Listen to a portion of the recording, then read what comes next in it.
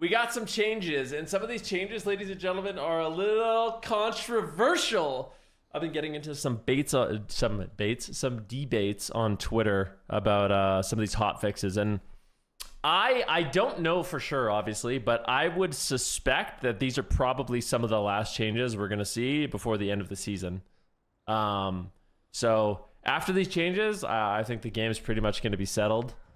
I could be wrong about that, but yeah, I feel like the devs they're working on different stuff, 10.2, etc. All right, so let's take a look without further ado. Potentially the final changes coming to us for the end of the season for your solo shuffle pushes, as well as your title pushes if you are doing that. So PvP tuning, 20th of September. With scheduled weekly maintenance on September 20th in this region, we intend to make the following tuning adjustments for player versus player activities. The first is an evoker buff. So they buffed Devastation Evoker. Disintegrate damage increased by 33% in PvP combat. So Disintegrate already does a ridiculous amount of damage. It already does a ridiculous amount of damage, okay? And it's getting buffed even more. So Evokers are just going to be damage bot gods. They're going to be horrifying, I think. I don't know if this is a change that will actually make them good in threes. Probably not. But in solo shuffle, their damage is going to be even higher.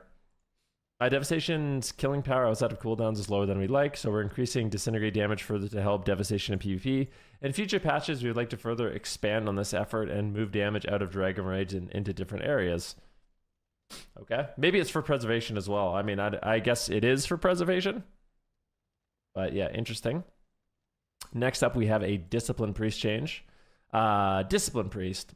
Penance healing is increased. So they actually buffed penance healing, and this is actually funny because this is something that I've personally wanted for Discipline Priest for a while.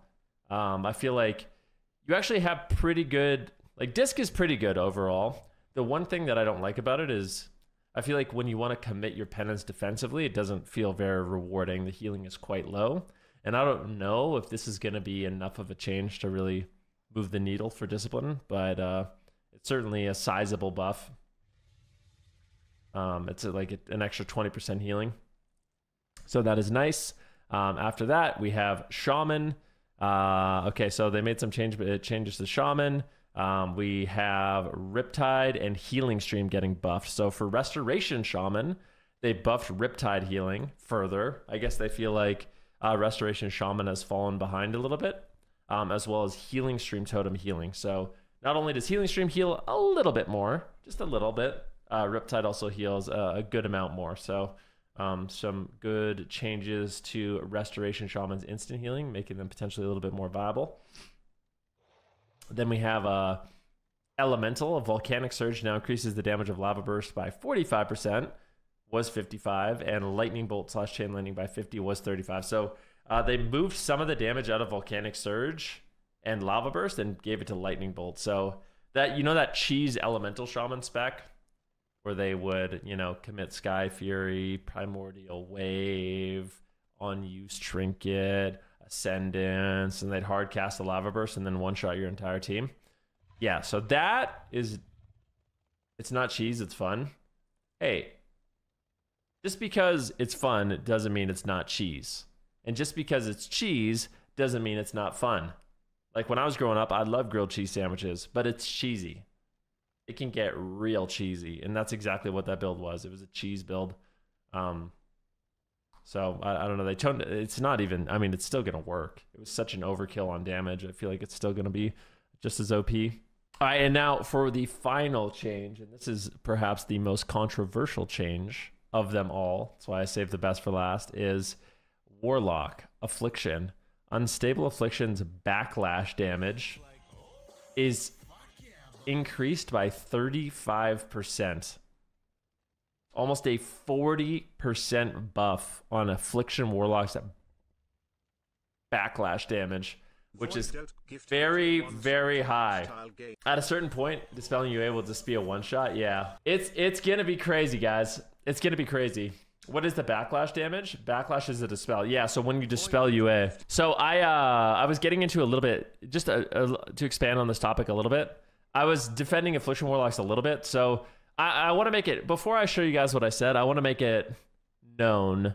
Right now, Affliction is either, it's a feast or famine spec. And what I mean by that is it's either insanely toxic and it feels like you can't do anything about it and you're just all dead and it's very unfun to play against. Or you have like a big combination of classes that just completely screw your UA. And then as the Affliction Warlock, you feel like you literally can't do anything. Like a good example is like jungle or something like that, or like a thug cleave where you have a hunter who's feign deathing all of your dots so you can't really get any pressure rolling. You have a priest who's using fade and just dispelling all of your dots, or going into guardian angel and mass dispelling all of your dots.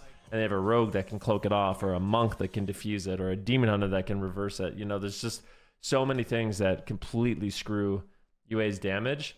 I know it can be really toxic. Like, I feel like we are literally seeing Affliction buffs every single patch. Every single patch, we're seeing a buff to Affliction. Like, I think it would be hilarious to go and get a compilation of all of the buffs. Like, Agony's buffed, Corruption's buffed, this PP talent's buffed, Unstable Affliction's buffed, Unstable Affliction's buffed again, Corruption's buffed again, Agony's buffed again, Soul Drains, or Drain Soul's buffed, Drain Life, you know what I mean? Like, it's just been buff after buff after buff after buff after buff after buff after buff after buff after buff. And at a certain point, Affliction Warlocks are just going to be unstoppable gods. We're getting close. We're getting close, that's for sure. But yeah, Mystical said, how many times is UA Dispel going to get buffed? It already hits for 250k damage. Mistweavers can't play Healing Spheres. Demon Hunters can't play Reverse, which I actually don't, that's not true. And Dragons can't play Dream Projection, that's not true either. Healers can't dispel teammates with UA, that's not true either. So, I love Mystical, but I feel like you gotta, if you play Affliction, you will realize these things are not true. Demon Hunters, this is what I said. I said it, what did I say? I said to play Devil's Advocate a bit, since UA can't crit and Healer's HP was buffed. So, they actually buffed Healer's HP through the Trinket bonus to make it less miserable to play Healers.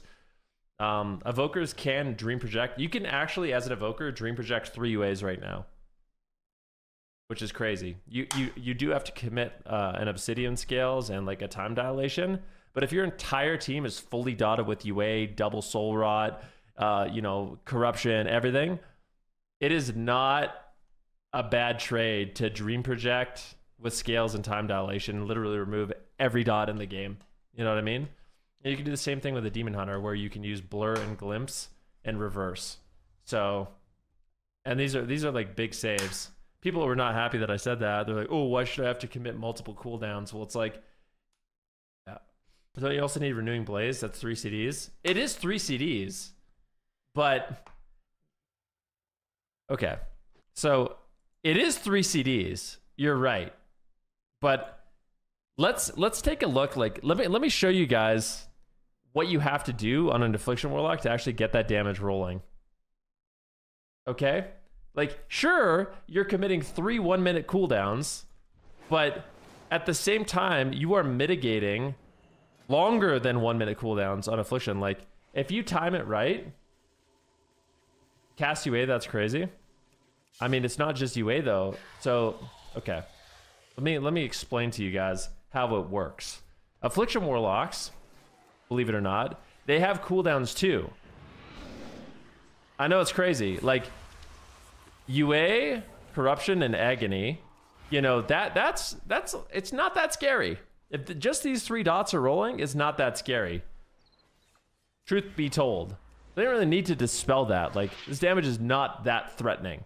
What ends up happening when Affliction Warlocks are doing a lot of damage is they are committing cooldowns also.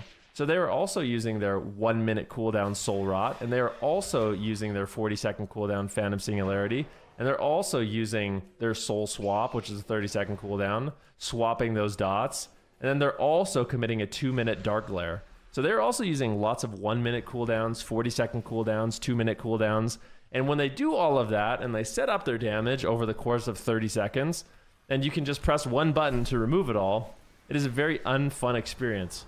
So I definitely sympathize with the Affliction Warlocks. You know what I mean? Let's not pretend that it's like, it's a huge commitment. Like, it's not a big, this is my personal opinion, it's not a big skill thing for a Demon Hunter to see Soul Rot and then go dispel it all. Like, that's not like, oh my god, he's so insane. It's a little, it's a scripted interaction, you know? Like, but yeah, so it's not just 3 dots. Affliction Warlocks are committing a lot of cooldowns also to try to make that happen. And if every time they do that burst, it just gets dispelled, it becomes really unfun to play this back. Okay, so I just figured it was worth me saying that to play devil's advocate a little bit. I've already said I do think Affliction has, you know, it's a weird spec because it's very feast or famine.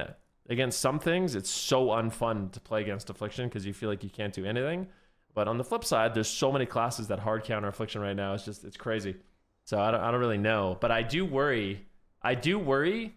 This is my biggest concern for Affliction, is they're just going to keep buffing it. And it's getting more buffs in 10.2. It's getting 90% more armor. So it's going to be even more difficult to kill. And it's getting another new honor talent, Jinx, where it's easier to get up your dots. And you know, corruption's getting buffed again, and agony's getting buffed again. Like, it's gonna get to the point where Affliction has no counters, and then it's just gonna be the God spec they can't lose, and that is a big concern of buying.